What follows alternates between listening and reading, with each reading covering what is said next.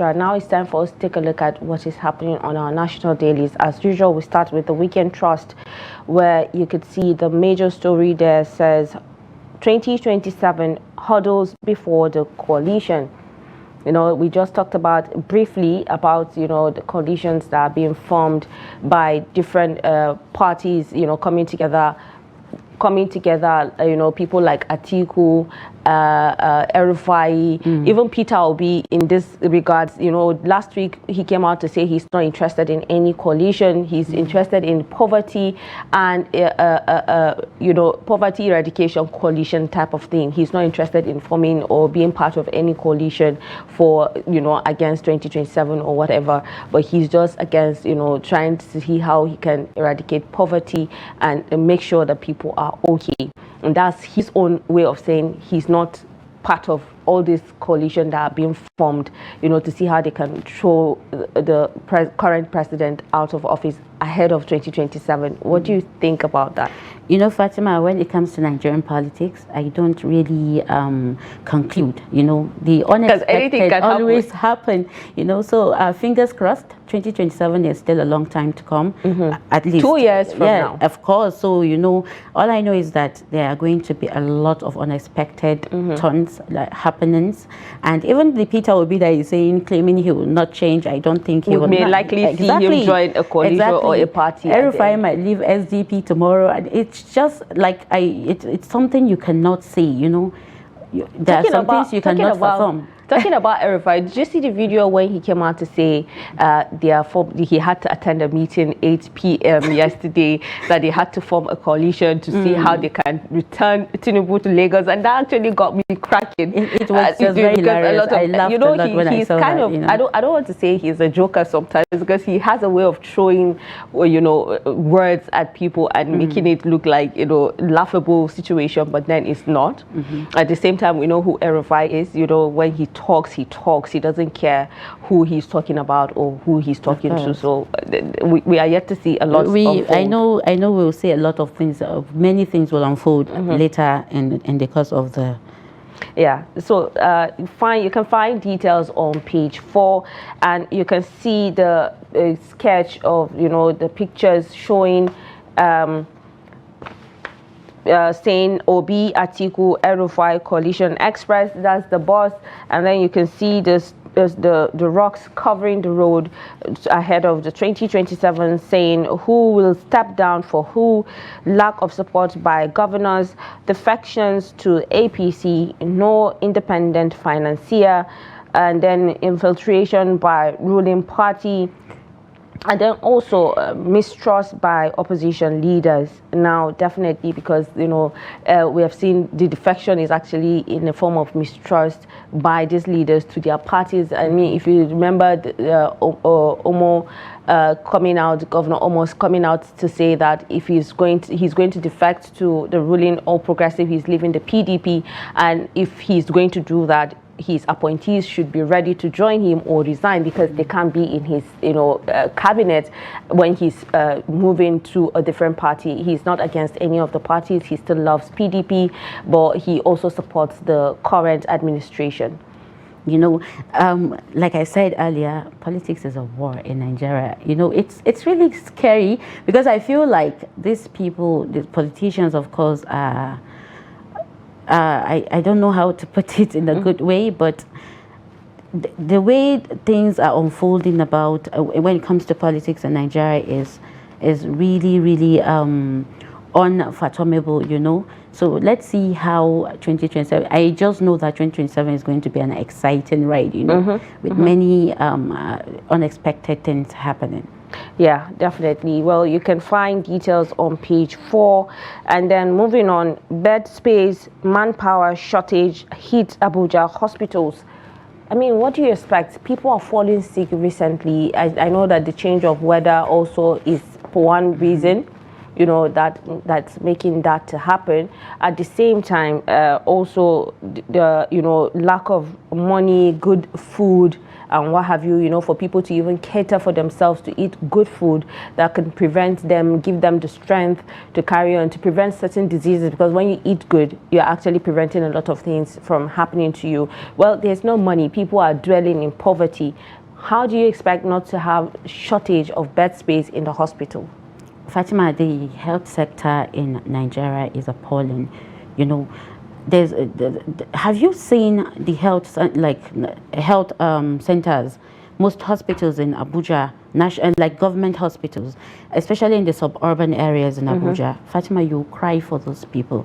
So now the economy is harsh. A lot of people are falling sick because of malnutrition, diseases, airborne diseases, water diseases, and so on and so forth. And when you fall sick, you have to go to the hospital, right? And the hospital most hospitals in Nigeria is in disarray. There's lack of poor management, lack of hospital facilities, and what have you. So it's not only the bed space. Everything about the health sector is not working.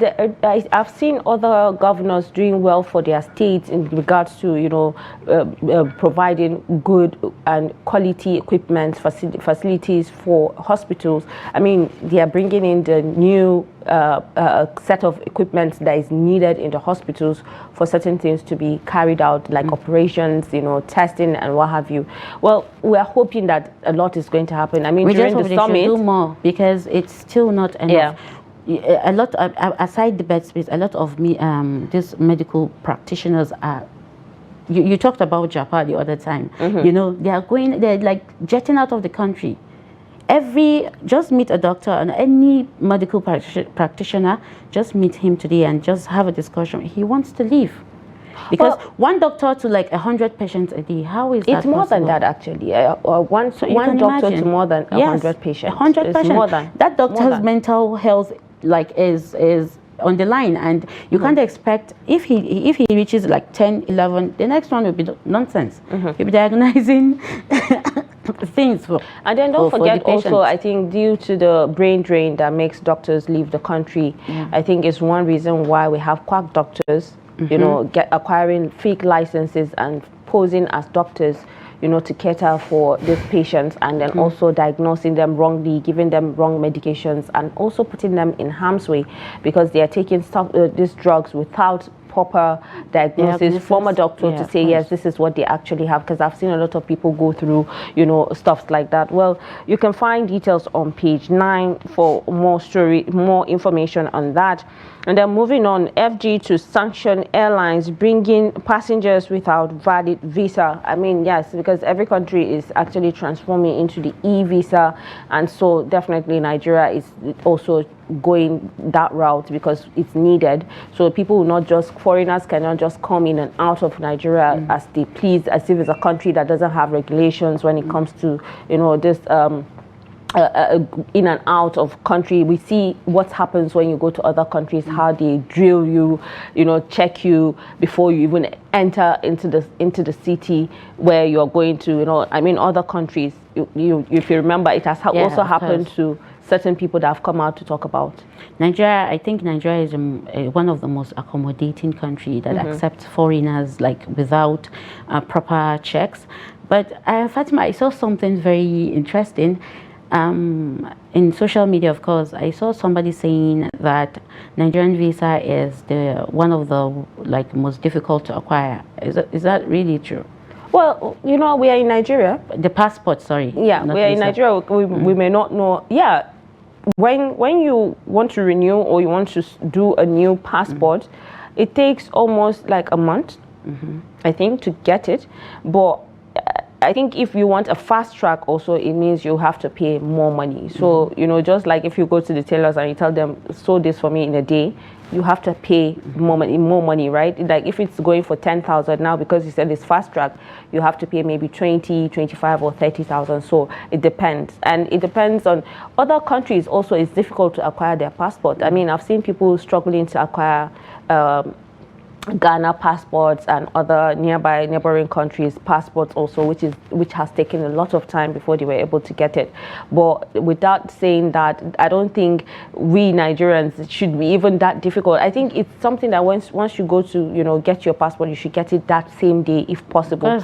But don't forget the networks, because the server can actually misbehave and then not allow things to happen the right way. So yeah, a lot of reasons why I think maybe people are saying it's difficult to acquire. Well, go through page 27 for more details on that. Supreme Court dismisses 36 state suits over use of 1.8 trillion recovered loot. Well, this is a lot, because we're talking about the 36 states. I don't know if FCT is part of it, is 37. So, well, yeah, 36 states. But then go through page 25 for more details on that. Nigerians seek alternatives as beef gets out of reach. Yeah. Beef? I've seen a couple of people, beef coming, people coming down to say they had to, improvise and make other means to just have the taste of, that in their meals and what have you. But then go through page 12 for more details. Well, what would you say? Do you think it's actually getting out of reach? Or is it becoming more expensive? It is, and it is expensive everywhere. But I think it will be out of reach in the southern part of the country, because I think it's because of that insecurity. Yeah. The insecurity happening in, especially between the northerners and the south. Take for example what happened just a few weeks ago about what happened in Edo State, that they burnt the hunters and what have you. I saw a footage of a video of like more than 10 cows being burnt with the car. They were in the car, they burnt the car with the cows, with the driver inside. So definitely, exactly. These people, the butchers, of course, will be afraid going down there. So, of course, when things like this happen, the prices goes up, and maybe there will be lack of meat. And then just like you said, there are areas that the conflict is happening, crisis and what have you. So definitely people will be scared to go through that access. People are already scared to go. Well, it depends on what part of Nigeria this is happening at this point. Go through page 12 for more details. 2027 ministers eyeing governorship seats. Now, a lot of ministers have come out to say, yes, they are going for the 2027 seats for governorship or for Senate and what have you. So definitely, we are bound to see all this. 2027 is just in 2 years, and so people are trying to get their griefs, trying to get their grounds, trying to see how they can get people to, stand by them to make sure they get the seats that they want. So go through page 34 for more details. Disquiet over alleged plan for new Emirates in Katsina. Well, I'm sure a lot of people want to go through this story. Go through page 28 for more details on that, and that's the much that there is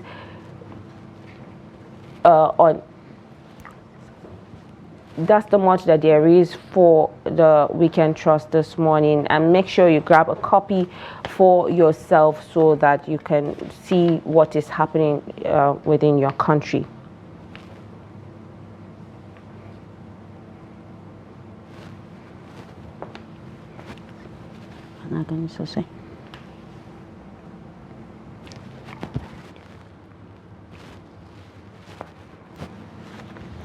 Well, let's take a look at Punch this morning. And then the Punch says, Emefiele's 753 duplex FG to sell houses to low middle income Nigerians. Well, and then the rider says, reptiles overrun estate as housing experts doubt government's plan. Well, you can go through page 4 for more details. And then pregnant Ogun woman flee to Benin Republic as healthcare crumbles. We just talked about healthcare or the services and what needs to be done.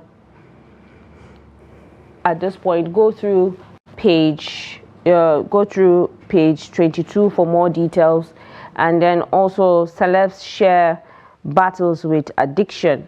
Definitely what you expect. A lot of times celebrities will have to, as far as you are a celebrity, you have one way or the other to, engage in, drug abuse or, one thing or the other. And that's what's been happening within and outside the country with regards to, celebrities. Once you acquire wealth, the next thing is the fame gets into your head. You don't have that freedom that you need to have. You go out, paparazzis everywhere, they want to know what's happening in your life. So a lot of things, family related issues and what have you, mental health issues. So it makes people to go through to just find some kind of ease, and then the next easy thing for them to go to is drugs. I mean, that's one thing that we keep fighting about and keep talking about until something is done. I remember when a documentary was done about how codeine was able to be minimized in Nigeria, how BBC did a documentary on that, and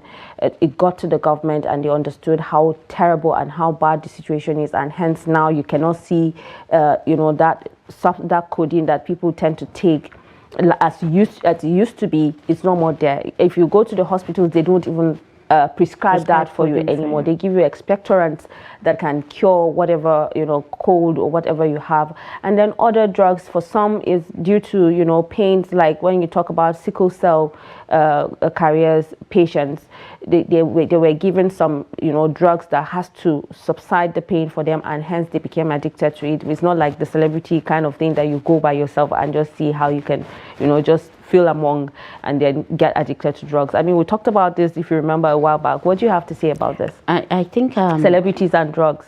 Yeah, Fatima, what makes me it bothers me a lot. You say a very responsible person go into the entertainment industry, especially that most of the celebrities are from there. Then along the line, they start taking things that they weren't taken before, and before they start going haywire and stuff. But truth to be told, I agree with you when you said the codeine abuse is very low these days, and I think it's been long I heard about codeine, Yeah, that's because something has been done long about it. So definitely you may not get to hear about it. Yeah. Well, let's move on to more stories. Kaduna housewife feeds co-wives a baby acid. Now, this is heartbreaking and disheartening that, someone can do something like that to a baby just because of, rivalry at this point, because she's a, housewife, Kaduna housewife, co-wife, feeding the other co-wife's baby acid. Why? What kind of hatred will make you do that? What kind of jealousy is that? That's not jealousy, it's wickedness. This is disheartening to hear. And I can't imagine what might have happened to the baby and how the mother will be feeling at this point. But then go through page 14 for more details on that. Organ trade, FG to launch registry after Punch investigation. So, I mean, we have to keep investigating, certain activities that happens in our country. I remember also when, the Daily Trust investigation carried out on kidney, harvest and being sold without people's consent, without people even knowing that's what is being done to them, with, offering them little money that cannot even do anything. And then part of their organs is being taken without them even realizing that it's a vital organ that is needed, in the system to digest and, extract certain things that is unwanted in your body and what have you. So definitely when it comes to organ trading, I am so in support of how we can eradicate this issue, and that's where the issue with even the licensed doctors come into play, and also the fake doctors that we just talked about, the quack doctors also come into play, because a lot of times the licensed doctors tend to be the ones carrying out this. They tend to abuse the power that they have, because they are the ones that will be able to remove the organs the right way. Exactly. for it to even go to where they want it to go to. We'll go through page 21 for more details on that. Marketers kick ass, Port Harcourt refinery faces shutdown. I mean, continuously we keep seeing that. We remember when it came out, when the NMPCL chairman Melekari as of then came out to say is in full function, and now we're seeing this back and forth with the refinery, which I know if it is really back in if it is really active, a lot of unemployment would change, people would have jobs and what have you. So go through page 16 for more details. Owa Obokun eyes 5 billion debt fund as Obasanjo Atiku grace coronation. Go through page 8 for more details. That they have shot me. Heartbreaking moment, police killed Oyo schoolboy. I mean, this was the twin brother that was killed on, some say bike, some say he was on a motorcycle with the father and the twin brother when the gunshot, the stray bullet got to the boy and killed him. And some say they were inside car and the father refused to stop for, to even park when the police were chasing whoever they are chasing, and then the gunshots also affect. So there are two different sides of the story, but we've seen the father coming out to say what really happened also. Well, it's sad to see that this happened, and we have seen how IGP has taken the initiative to see and fully investigate what really happened, and luckily the killer police cop has been caught, and so he's in custody at this point. So until investigations happen to find out what really happened, well, go through page 23 for more details on that. And that's the much that they raised for the Saturday Punch this morning. So Fatima, focusing now on the Guardian, the front page is 2027 election in focus. Operation Jagabanize, southern Nigeria on the rise. So we have seen, I think Fatima, campaign is on the there's campaign going around, and we saw how tinubu went to northern Nigeria around Ramadan period to share palliatives and everything to feed the people of the north, most people in the north. So I think they're trying to penetrate the southern Nigeria. Fatima, what do you really think about this?